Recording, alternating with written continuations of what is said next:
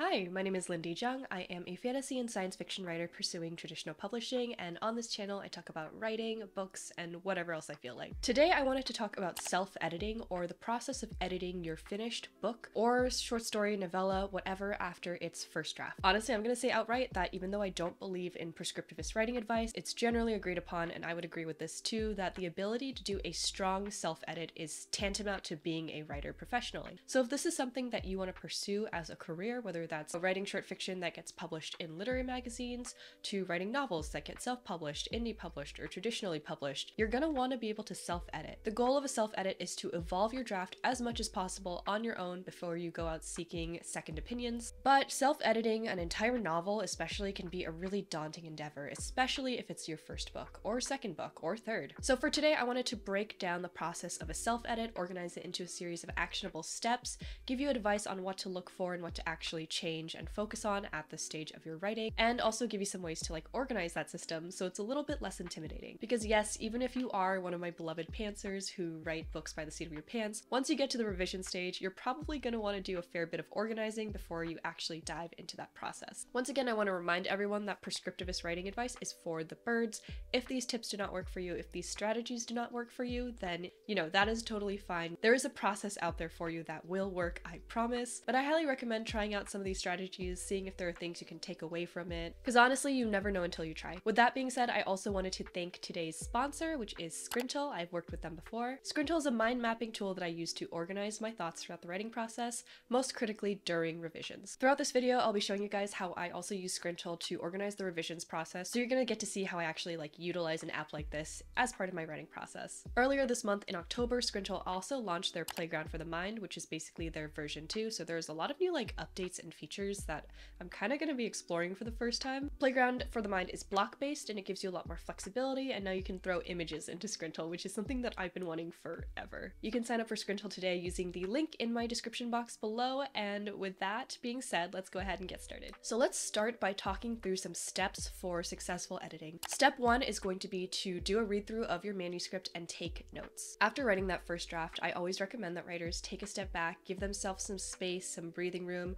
take a little distance from that manuscript, especially toward the tail end of the book. You get really into it, you just focus on that finish line, and it's kind of hard to detach yourself enough to do a self-edit, especially for the first time. Once you get that space, I want you to sit down and actually read your book. A good way to do this, to separate yourself from that writer mindset, is to print it out. Otherwise, just having it in a different font or format might help as well. Basically, what you're trying to do here is to shift your mindset in regards to this book from a writer to a reader. Even as you're doing this read through, you have to keep in mind that it's not enough to just read the words on the page.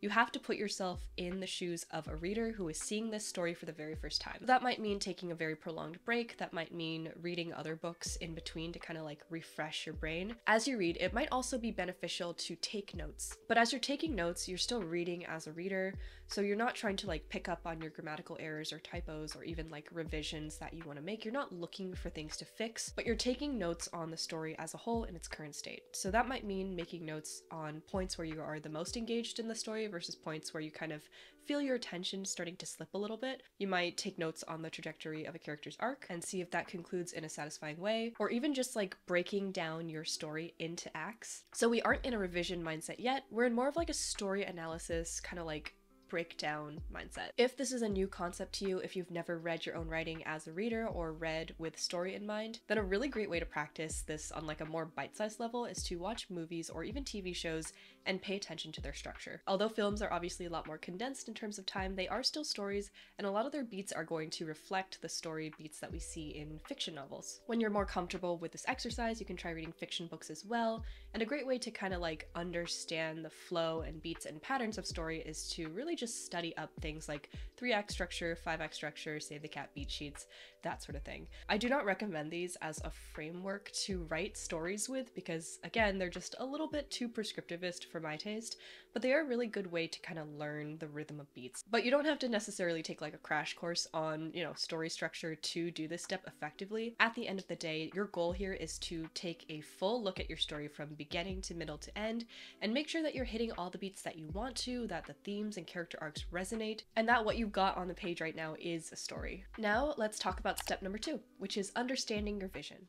So I've gone ahead and set up my vision board for Project Moths in Scrintal, and for this stage I want you to just understand your own vision. It's kind of a fun, scrapbooky stage, but this is a really important step because keeping your vision in mind gives you a concrete goal for your edits. It gives you an endpoint, something to work toward. It's very easy to get lost in the weeds while editing, which is how you get into just sort of this endless cycle of making changes that are just different rather than better. Your goal is better, your goal is stronger. So here are some elements that you can use to build your vision. First and most important thing is probably going to be your elevator pitch, because this is an important thing to have in general. It is a one-line pitch for your project, something very hooky, something that encourages people to read, something that displays the most interesting aspect of your story. Another thing you can include are comps, so comparative titles, mood boards or other visuals, your themes, your vibes or tone, character arcs, or main tropes or ideas.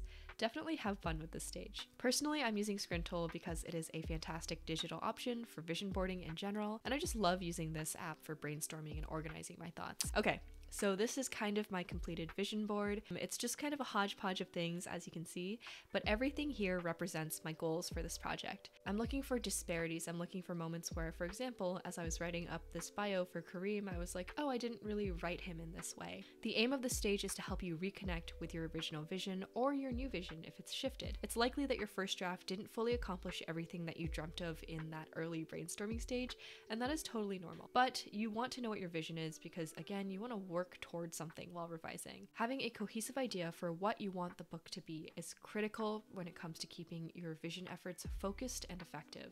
So now that we have our vision board, step number 3 is to identify your strengths and weaknesses. Now that you've read your story from beginning to end and you understand your own vision for the piece, it's time to sit down and be super honest with yourself. This is a stage that I personally like to talk through with other people. I'm just like kind of a talker, and a lot of ideas come up as I talk in a way that they don't when I'm just sitting thinking by myself, if that makes sense. This may be the case for you, it may not be. That's just like a weird quirk of mine that might also apply to you. Anyway, as you can probably tell, at this stage we are going to examine our story's strengths and weaknesses. You know what your vision is, what parts of the draft are fulfilling that vision, and what parts aren't. For example, for me, in the first finished draft of Project Moths, I ended up focusing really intensely on the main character, Lark's character arc. Lark's arc, which rhymes, is still probably my favorite part of the book. This is what I call the heart of the book, but when I pitched this book, from the beginning, I was pitching it as a dark academia fantasy. When I was reading through, I found that the school setting for the dark academia portion and the world building for the fantasy portion were just not as strong or as developed as they should be for a book that is pitched this way. Specifically, the school setting felt a little bit generic. Other than being in Paris, there wasn't much character to that setting, and another piece of it is that for me, dark academia needs to have some sort of critique of academia and academic institutions, so that wasn't there either. And for the world building, the magic system in particular needed a little more specificity. I based the magic system off of like real historical alchemy, but it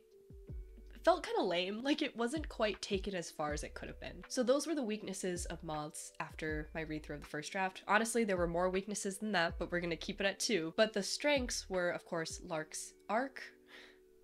So silly. And the atmosphere, the tone, the voice of the writing. I feel like I had that kind of gloomy, Parisian, rainy setting down pat. And so at this point, I knew that I needed to work on developing the school setting, the academia side of things, and also the magic system and world building, so I kind of had goals for my next revision. For your own story, make a list if you have to. You don't have to capture every single strength and weakness. I would just look for the biggest and most critical things. So whatever sticks out to you the most during your read through and whatever kind of hits you as you're forming that vision board and you kind of realize that, oh, like maybe I wasn't achieving this as much as I could have. Step number 4 is going to be organizing your revision game plan. So your first edit is probably going to be a developmental edit, which means focusing on big picture topics. That's character arcs, themes, plot points, continuity. This is the story as a whole rather than finicky line edits, fixing up dialogue and typos and that kind of thing. Usually a dev edit will involve some amount of restructuring, even some rewriting. Nobody gets it 100% right on the first draft, so expect to kind of rip up your story a little bit. I also want to note that if you're newer in your writing journey and you've identified like a million things that need to be fixed in your first draft,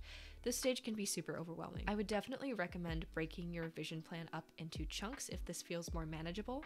So either focus on like one act at a time or do multiple revision passes that are lighter and focused on very specific things. So you can do a skim pass and just revise character arcs, and then you can follow that up with a revision that's focused on plot points.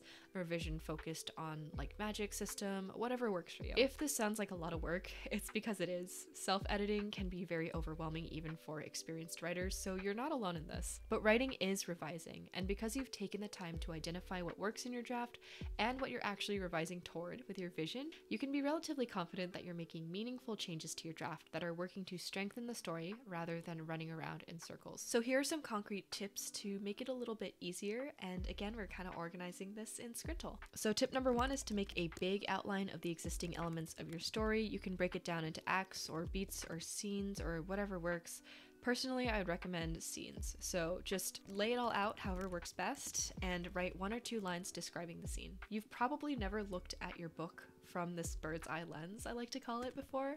It's super helpful, especially when you're starting to figure out what needs to actually be rearranged on the macro level. One way to do this is by checking for the 3 C's, that is context, choice, and consequence. I have a video about this somewhere on my channel, which I'll link below. The 3 C's are my way of checking for connective tissue. So between each scene, there should be a logical flow. There should be consequences for actions. Each scene should somehow lead into the next. A lot of newer writers tend to write a bunch of scenes that don't necessarily relate to each other. The 3 C's are just my way of kind of fighting back against that. Another tip is to set up a checklist of the major changes you're going to make during your revision. It might also be helpful to organize this into acts. It might not, but just making a checklist and then checking each item off as I actually complete it is so helpful in that it kind of just encourages me to keep going. For example, in Act 1 of Moths, I had like 4 changes I wanted to make, and one was like write a new scene where the magic is used early on to show the magic system, so the checklist items are very concrete. 2 is a little bit more abstract. It just says introduce more foreshadowing for the main character's past. So as I accomplished each task, as I went through my Act 1 revisions, I just checked off each item.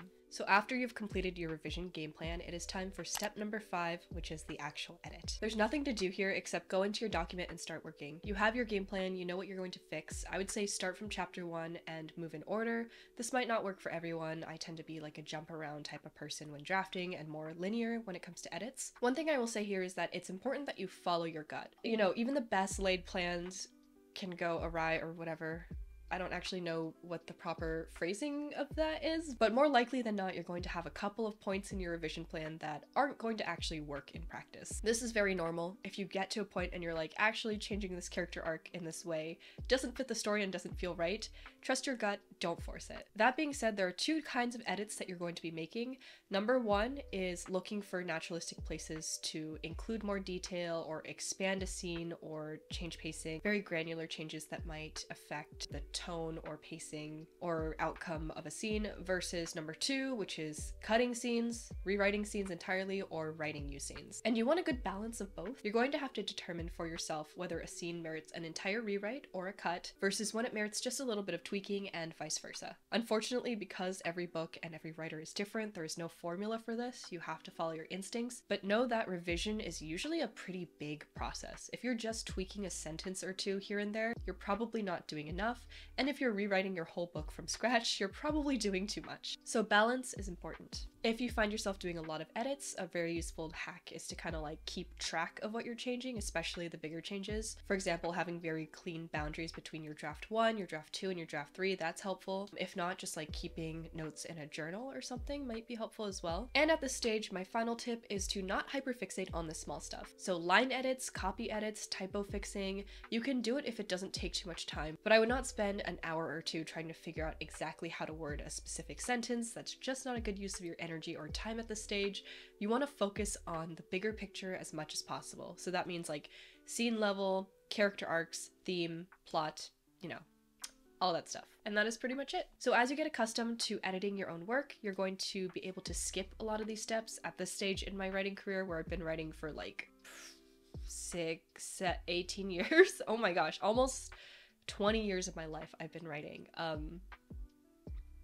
I don't necessarily need to make a huge detailed revision game plan. I don't necessarily need to like sit down and analyze my strengths and weaknesses, but I do a reread and I do make a loose outline of what changes I'm going to make and create a revision plan before I set out and do anything. And that's after, you know, however many years of experience. I don't want to think about it. This is just meant to kind of give you an outline of what to do if you aren't sure where to start or where to go or where to end. Of course, it's always difficult to give kind of like blanket advice like this because, again, every writer is going to be different. They're going to be served by different styles of revisions, and each book even might require different things. I'm pretty sure that Moths is going to be like the only book I will ever write that only undergoes one edit pass before I send it off to other people. So for you, it might take many rounds of editing to get a book ready for other people to read. It might only take 1 or 2, but you'll know once you feel like you've gotten it to a good enough stage for other people to take a look at. Remember that the goal is not to self-edit your book into perfection, it's to self-edit it to be as close to your authorial vision as it possibly can be. And once you do that, it might be time to find beta readers. So I do also have a video on finding like alpha readers, beta readers, and critique partners. That is floating around somewhere on my channel. Otherwise, there are tons of wonderful online resources for you to look for if you're at that stage of finding someone to read your work. But otherwise, that is all. Thank you so much for watching this video. I have missed doing like craft writing process videos so much. If you made it to the end, be sure to like, comment, and subscribe. And I always like to hear what other people are working on, so let me know what your project is about as well. I'll see you guys next time. Bye.